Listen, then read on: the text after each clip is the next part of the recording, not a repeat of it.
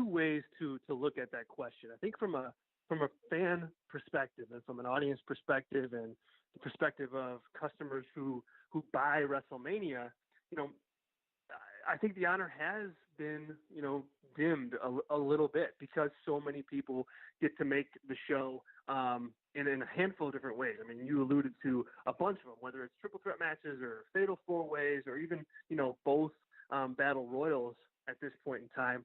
I think, you know, from a business perspective, I think that started as a way for the company to, you know, make good to its roster and get everybody on the biggest show of the year so they can all, you know, get a piece of that financial pie.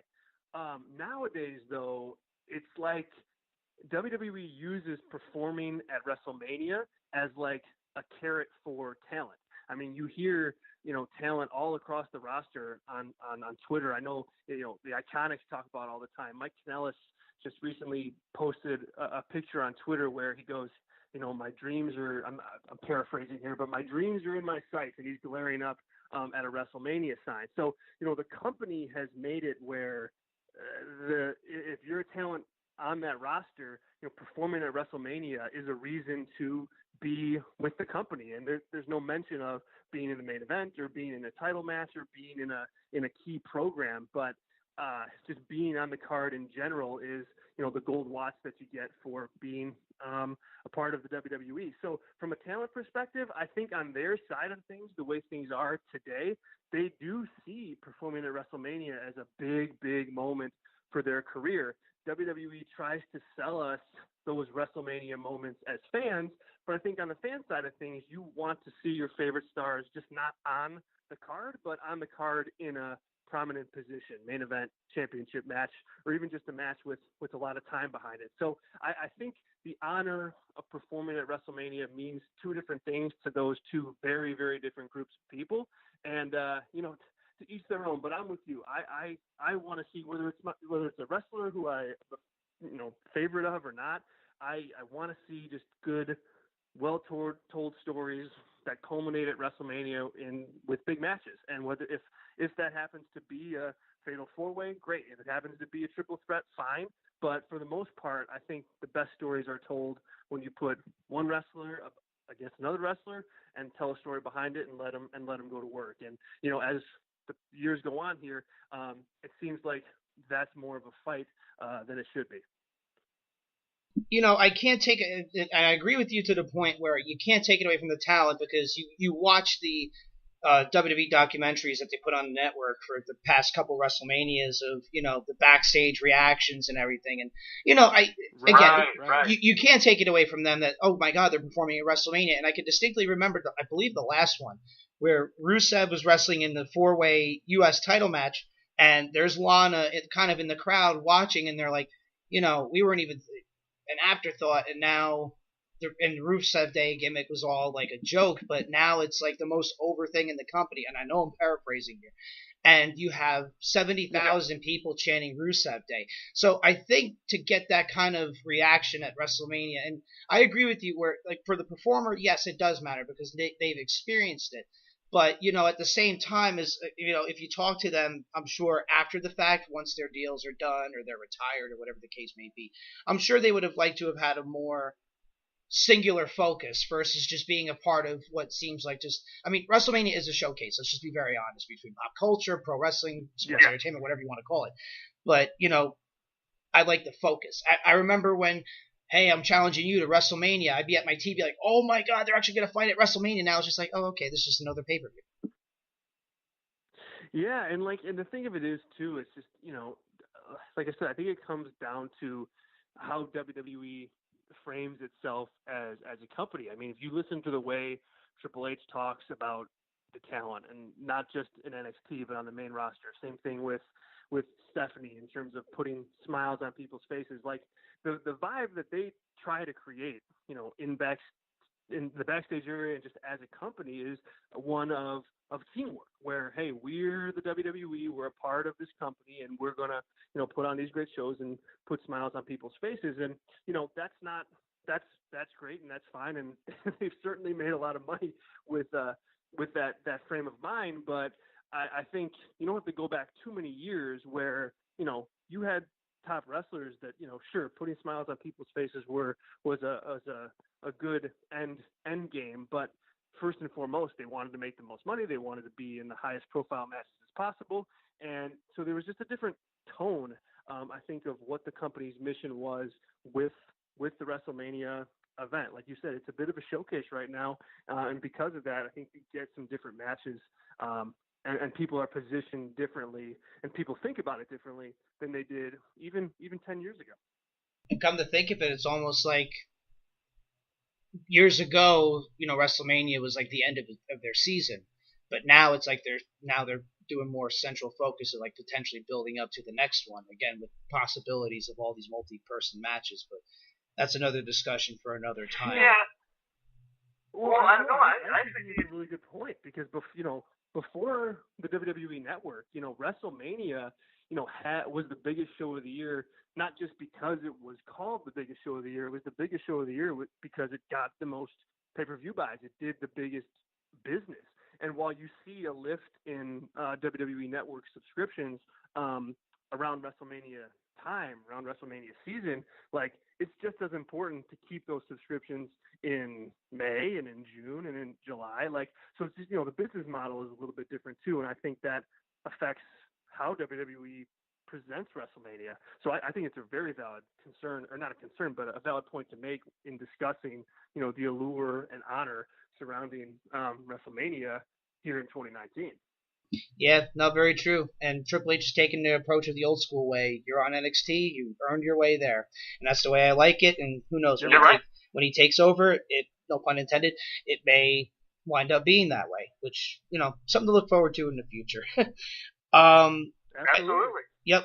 All right, folks, we're on the air with Zack Heydorn again of PWTorch, specialist and the host of the VIP audio show On the Canvas. Let's talk about something else that's actually something, has been talked about a lot of different places and many different perspectives. So Ronda Rousey, is presumably the case that she's going to leave WWE after WrestleMania, which, to fans that are burying her, just stop. She wants to move on to the next phase of her life, presumably, start a family and this, that. She did more than Brock Lesnar does in a one-year deal. She was there every week. And right now they're giving her what she wants, let her work the way she wants to work, but, to be the bad guy and to just throw the gloves off, so to speak, and, pretty much speak out her frustrations against the fans, which are, by all accounts, very real. And I'm sure there's a little bit of like holding back there, but at the same time, it's like, you booed me here, you booed me there. I've been here every day. What the hell? But that goes without saying. That's a side point.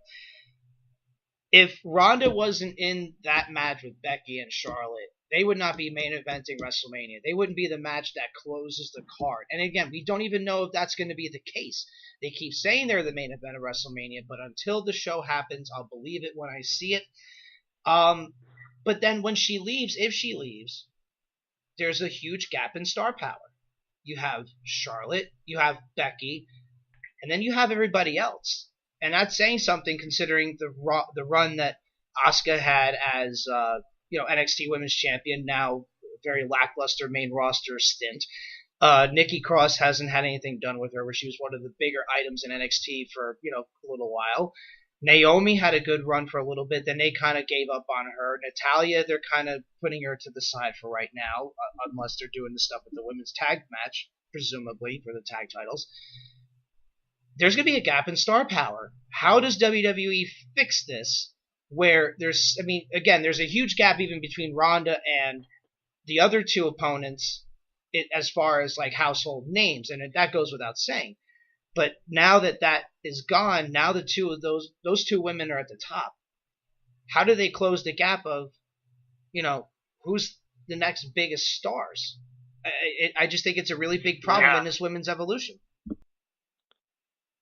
No, it's an interesting question. It certainly is, because I think Ronda Rousey has come into the WWE, and I think she's surpassed reasonable expectations that anybody out there could have had. She's had some really, really good matches. she's quirky in a lot of ways, but the work that she does, for the most part, comes off as genuine. And I think, she's been able to kind of tap into that quirkiness for the most part. Has she laid some eggs out there as far as promos goes? Absolutely. But I think her work as a whole, holistically, is just about as premier of a job that you could do with just with just limited, very limited experience. And as far as like the star power that's going to be left if and when she leaves WWE, I think there's one key person in all of this that I think you can directly relate back to Ronda Rousey, and that's Becky Lynch. Becky was on just she was ramping up before she got involved with Ronda Rousey. She was popular with the audience. They told a great story of her kind of being an underdog, and she just kind of rolled on from there. Very Daniel Bryan-esque in terms of how she connected with fans. But once she turned heel, quote unquote, turned heel, and got put together with Ronda Rousey, I think that interaction, them two together, has put Becky up on a higher pedestal and launched her to a different stratosphere than she would have been had she would have been not with Ronda Rousey. I think she still would have been a big star, but I don't know that she gets as popular as she does without Ronda. So if I'm WWE, I handle Ronda being gone by just hitching the wagon to Becky Lynch and have Becky Lynch rise the tide of the women's division just like Ronda Rousey did when she was there. You can just line up, heel opponents for Becky, and just like one kind of popped extra big with Ronda Rousey and Becky Lynch, somebody will come and rise to the top with Becky as the main star in the feud. I look at somebody like Shayna Baszler down in NXT. I mean, she could be somebody that comes up after WrestleMania. And that feud right there, Becky Lynch and Shayna Baszler, is ready made for big lights as far as the WWE goes. I think other people on the women's division that have been cooled off a bit because of the Ronda, Becky, Charlotte storyline could also play into things. Alexa Bliss, has said that she's not injured, and if that's the case, she would be ripe to go one-on-one with Becky coming out of WrestleMania as well. So I think the responsibility is going to be on the star that Ronda Rousey helped make, and that's Becky Lynch, and she's going to have to take the rope and pull that division right along behind her once Rousey leaves. The good thing is presumably she's going to get a big victory over the biggest women's star in the company in Ronda Rousey on the biggest stage of them all with the most people watching, and that's going to position her really nicely to then do the job that she needs to do, and like I said, rise that tide of the women's division. I think she is the key, and Ronda, her involvement with Ronda has helped her ascend to those ranks. And here are 3 points that I have conflicting kind of with yours. I have a feeling that Becky has cooled off significantly since, the whole beginning of this new gimmick of hers. I feel she's cooled off significantly because, A, the injury didn't really help. 2, she's been stumbling over her words sometimes when I feel like that they're trying to script her a little bit too much. And it's making her come off poor, where she's not a natural speaker, I don't think, whereas Charlotte is a natural talker on the stick.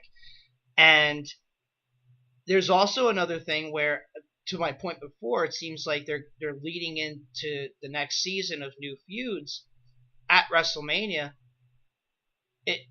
Ronda doesn't have to be pinned. That's another thought that people don't think about. Becky can pin Charlotte if that is the case. And that doesn't do anything for anybody, because then you're still trying to make Ronda look strong, which I get it if she comes back. If she leaves right after WrestleMania, then you've got a big problem, because you had the opportunity, as you said, to make a mega star out of Becky. And then to the third point, there's still that possibility that the WWE might see, what I feel, that this gimmick has cooled off significantly. And the safe bet is to put the title on Charlotte. And, you know, Charlotte didn't need, Yeah. Charlotte